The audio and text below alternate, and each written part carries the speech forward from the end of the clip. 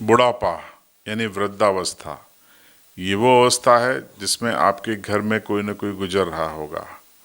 चौंकिए मत, आपको भी इस अवस्था में गुजरना है। चाहे आप बच्चे हों, युवा हों, अधेड़ हों, आपको भी उस अवस्था में पहुंचना है। तो हमारे मन में एक सवाल आया कि वृद्धावस्था में क्या क्या सावधानियां बुजुर्गों को रखनी चाहिए, परिजनों को रखना चाहिए, क्योंकि इम्यूनिटी वीक हो जाती है। जो ऑर्गन्स होते हैं वो कमज़ोर होने लगते हैं, चाहे मास्टर ऑर्गन हो चाहे दूसरे ऑर्गन हो। तो हम पहुंच गए डॉक्टर शीतल शाह के पास और उनसे सवाल किया आपके लिए कि साहब, बुजुर्गों की देखभाल कैसे करें, उनको कैसे बचाएं बीमारियों से, और क्या हम सतर्कता बरतें। बुजुर्ग भी क्या बरतें और परिवार के लोग क्या बरतें। सुनिए क्या जवाब था डॉक्टर साहब का। आज अपन बात करेंगे जीरियाट्रिक मेडिसिन के बारे में। अपने जो हमारी मेडिकल भाषा रहती है उसमें दो चीज़ रहती है एक्सट्रीम लाइफ की। एक पीडियाट्रिक मतलब छोटे बच्चों के लिए जिनकी उम्र 1 दिन से 18 साल, वो पीडियाट्रिक बोलते हैं।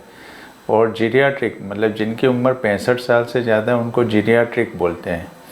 तो अपने घर में मम्मी पापा, काका, बुआ, मामा, मासी कोई भी हो जिनकी उम्र 65 से ज़्यादा हो, तो उनको क्या क्या बीमारियां नॉर्मली होती है और उनकी रोकथाम के लिए क्या क्या कर सकते हैं उसके बारे में बात करेंगे। जैसे आप सब जानते हैं कि जैसे उम्र बढ़ती है, शरीर भी एक मशीन है। तो मशीन में जैसे घसारा होता है, गाड़ी, कार, टीवी, स्कूटर सब में, ऐसे शरीर में भी घसारा होता है।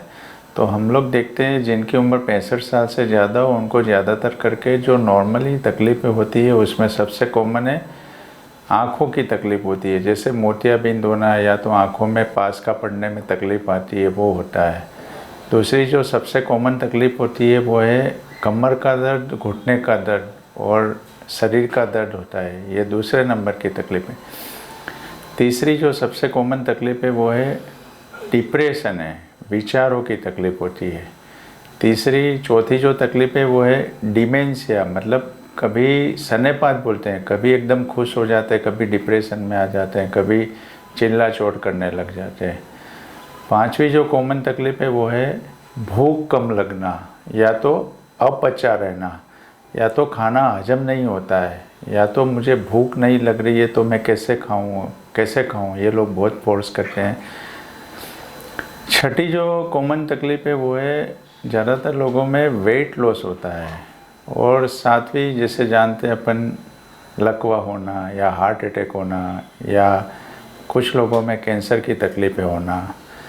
अपने एरिया में जो सबसे कॉमन तकलीफ़ है वो है बीड़ी की वजह से। जो बुज़ुर्ग व्यक्ति घर में बीड़ी पीते हैं तो उनके फेफड़े तो डैमेज होते ही होते हैं, और साथ में पैसिव स्मोकिंग की वजह से उनके घर में उनके लाइफ पार्टनर या बच्चे, बीवी बच्चे को, छोटे बच्चों के भी फेफड़े की बीमारी होती है, उसको सीओपीडी बोलते हैं, जिसमें साल में 3-4 महीने खांसी, कफ, बुखार ऐसा सब रहता है। और जो उसके बाद की कंप्लेन है वो है दारू की वजह से लीवर कमज़ोर होना, या लीवर की वजह से जो डाइजेस्टिव सिस्टम पेट रहता है उसमें खाना हजम नहीं होना, भूख नहीं होने लगना, लेटरिन में रहना, या कॉन्स्टिपेशन मतलब कब्जियत होना है। ये सब रूटीन तकलीफ़ें हैं।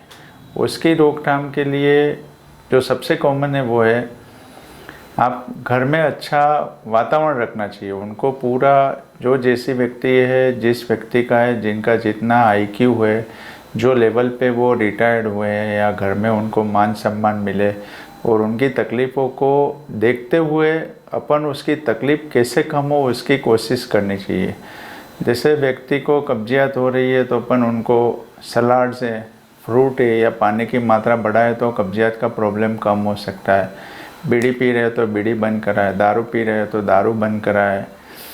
घुटने और कमर की तकलीफ़ ज़्यादा हो तो आजकल प्रधानमंत्री जन आरोग्य कार्ड में घुटने का रिप्लेसमेंट या जो भी हड्डी का प्रॉब्लम है वो सब फ्री होता है।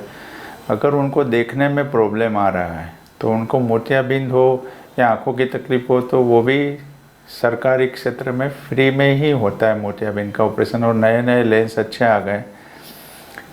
जो मानसिक प्रॉब्लम होते हैं जैसे कॉग्निटिव डिसऑर्डर, कॉग्निटिव मतलब जैसे लिखने में कंपन आना, चलते चलते बैलेंस नहीं रहना, चलते चलते गिर जाना, तो उनके लिए जो सबसे कॉमन है, जो बुज़ुर्ग व्यक्ति हैं उनके जो बाथरूम रहते हैं वहाँ पे आपको एंटी स्किड टाइल्स लगानी चाहिए, ताकि वो बाथरूम में नहाने जाए या पेशाब या यूरिन के लिए, लेटरिन के लिए जाते हैं तो उनका कभी पैर फिसल जाए तो उनको फ्रैक्चर नहीं हो। बाकी बुज़ुर्ग व्यक्तियों में ये भी बहुत कॉमन है कि बाथरूम में गए, फिसल गए तो हिप जॉइंट, जो कमर की हड्डी बोलते हैं, वो टूट जाती है। तो 100 में से 50 लोगों की आखिरी बीमारी होती है। इसलिए घर में जो बाथरूम या जहाँ जहाँ पे पानी रहता है, जहाँ जहाँ पे बुजुर्ग व्यक्ति जाते हो, वहाँ पे टाइल्स लीसी, मतलब लपस जाए ऐसी नहीं हो, और एंटी स्किड टाइल्स लगाए तो वो एक प्रिवेंट कर सकते हैं। उनको अगर चलने में तकलीफ़ हो, बैलेंस नहीं रहता हो, तो उनको लकड़ी का सपोर्ट लेने में शर्माना नहीं चाहिए। वो 2 पैर से 3 पैर अच्छे हैं, ताकि उनका बैलेंस रहे और गिरने से उनको चोट वगैरह नहीं लगे। अगर उनको साथ में बीपी की तकलीफ़ हो या डायबिटीज़, शुगर की तकलीफ़ हो, तो उनकी बीमारी को अपन सपोर्ट कंट्रोल में रखें तो उनको तकलीफ़ कम हो सकती है। आजकल जैसे नए बच्चे जन्म होते हैं तो उसको वैक्सीन लगाते हैं, ऐसे बुजुर्ग व्यक्तियों के लिए भी बीमारी रोकने के लिए वैक्सीन उपलब्ध है, पर अपने यहाँ ज़्यादा समझदारी नहीं होने की वजह से लोग लगवाते नहीं हैं। जैसे हर्पीस का भी वैक्सीन आता है, तो हर्पीस की वैक्सीन लगाओ, न्यूमोनिया का वैक्सीन लगाओ, फ्लू का वैक्सीन लगाओ, तो ये सब बीमारी को अपन रोक सकते हैं। अंत में बुजुर्ग व्यक्तियों के लिए जो सबसे अच्छा बेस्ट है वो है पारिवारिक माहौल है। किसी ने कहा है कि भूलो भले बीजू बधू, माँ बाप ने भूलसो नहीं। तो बुजुर्ग हमारी प्रॉपर्टी होते हैं, संपत्ति होते हैं, हमारे मार्गदर्शक होते हैं, गार्जियन होते हैं। वो स्वस्थ रहें, सुरक्षित रहें, ये आपकी हमारी सभी की जिम्मेदारी है। तो जैसा डॉक्टर साहब ने बताया, उस जिम्मेदारी को आप हम सभी निभाएं।